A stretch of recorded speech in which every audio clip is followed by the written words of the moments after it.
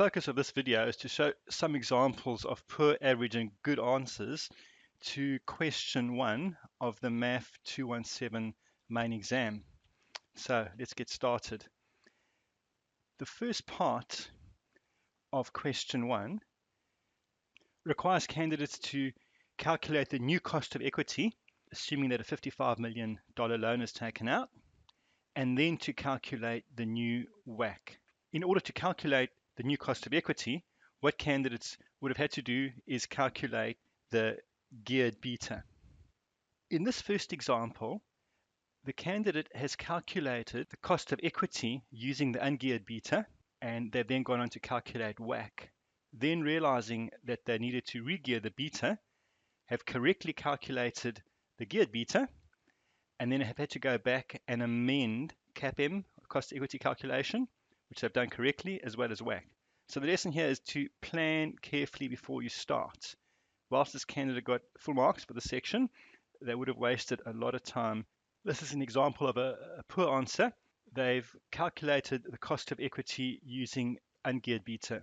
Then in calculating WACC, book value instead of the market value of shareholders' equity has been used. Here is an example of beta being correctly calculated. The correct figures have been used to calculate the cost of equity, but the actual calculation is incorrect. So a mark would have been lost there.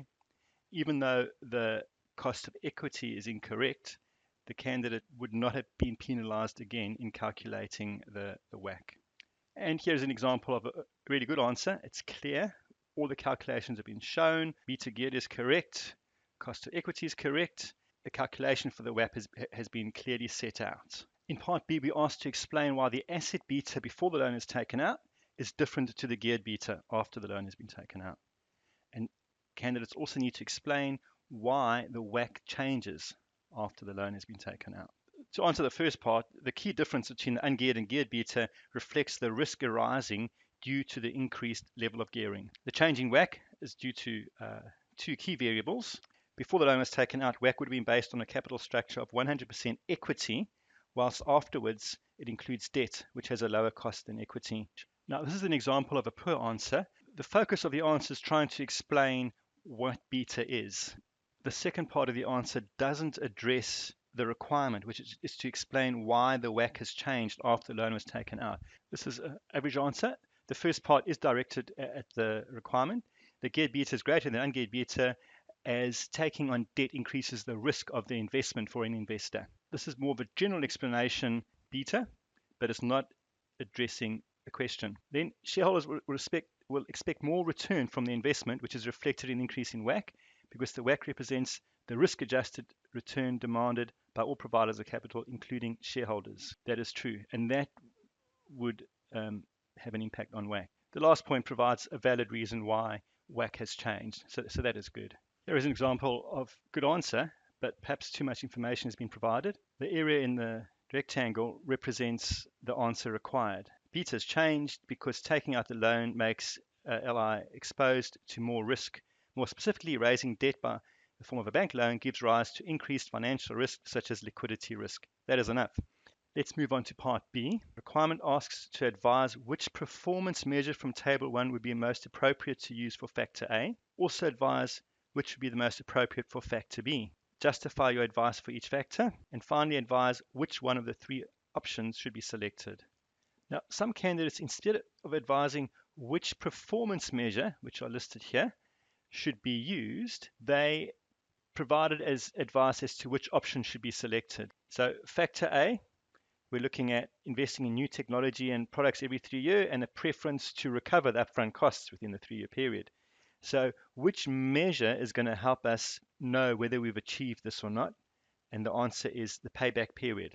So the measurement required is the payback period. And the rationale, the reason for that, is that it will enable lead to determine whether they've achieved their strategy of investing in new technology and products every 3 years. For factor B, we need to think about which measure will enable us to ensure that any investment undertaken maximizes shareholder value and the relative size of the initial investment is taken into account.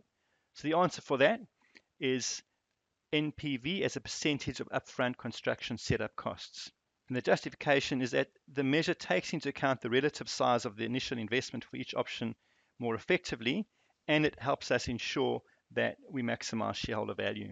And finally, candidates need to advise which one of the three options should be selected. We don't need to provide a justification.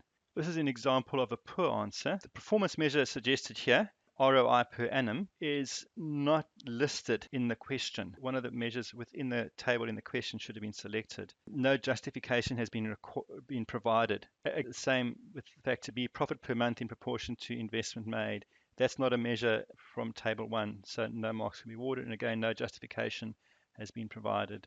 Advice was provided as to which option should be selected. This is option 2 should be selected. That would have been enough just to say option 2 should be selected. Here's another example. Factor A, invest new technology, cost recovered in 3 years. No marks could be awarded for that. Based on the above factors, option 1 would be the most appropriate to use for factor A. That's, again, providing advice as to which option should be selected. Doesn't address the requirement which asks for advice as to which performance measure should be selected.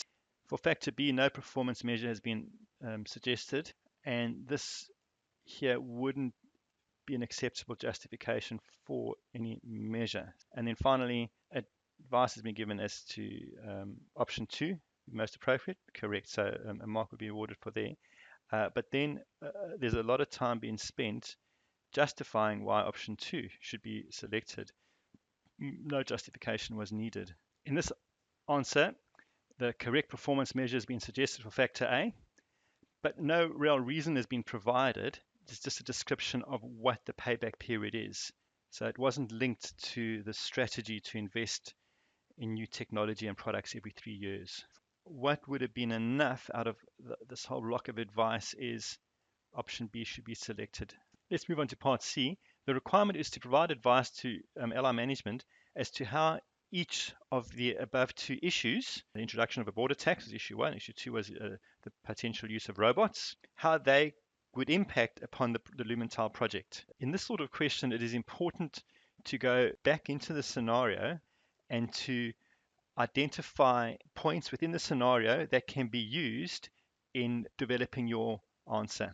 An example of this would be for the robots, that they are newly developed. You're the first person using them, things could possibly go wrong. And again, it says LI would be the first to utilize these robots. So that's something we need to bring in to our advice. So once you've gone through the scenario and you've identified aspects within the scenario that can be used in answering the question, you are then able to plan your answer. So let's have a look at a couple of answers. The first point for issue 2 is correct. This is a strategic risk that by accepting the use of robots, LI will be incompatible with the organization's goal to implement new technology every 3 years. The first paragraph of this answer is effectively restating the information provided in the question. The border tax would create additional costs to both options 1 and 2, as the goods would have import duties imposed when manufacturing outside the USA. This in turn lowers the NPV of options 1 and 2.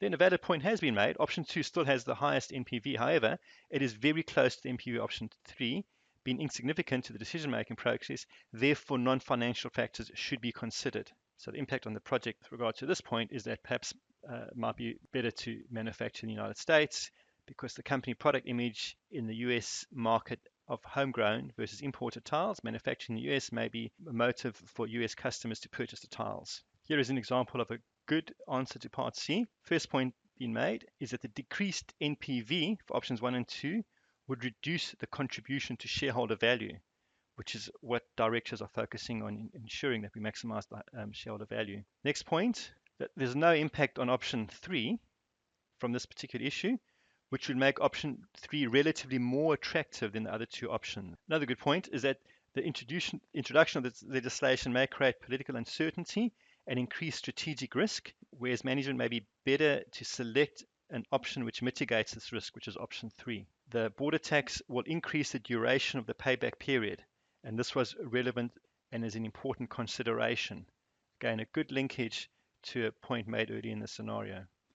And another valid point is that the border taxes would not impact upon the setup costs, and then linking it back to the earlier performance measure which was NPV as a percentage of upfront costs. First point for issue 2 is that the NPV would add to shareholder value, which is one of the things noted earlier, that the directors would like to ensure the investment undertaken maximizes shareholder value. So that's linked back to the scenario.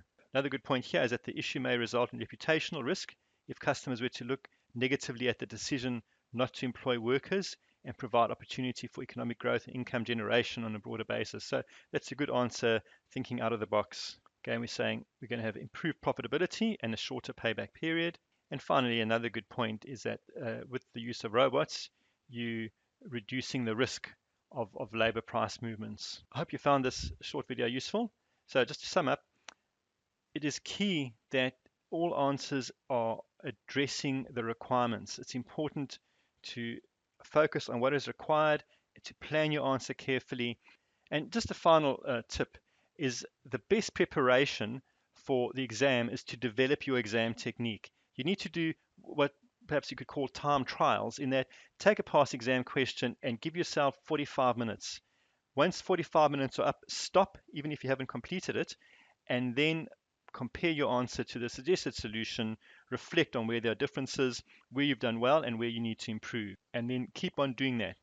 That's the best way to ensure that you answering questions faster and that you're also directing your answers specifically at what the requirements are. The more you practice, the better you'll get.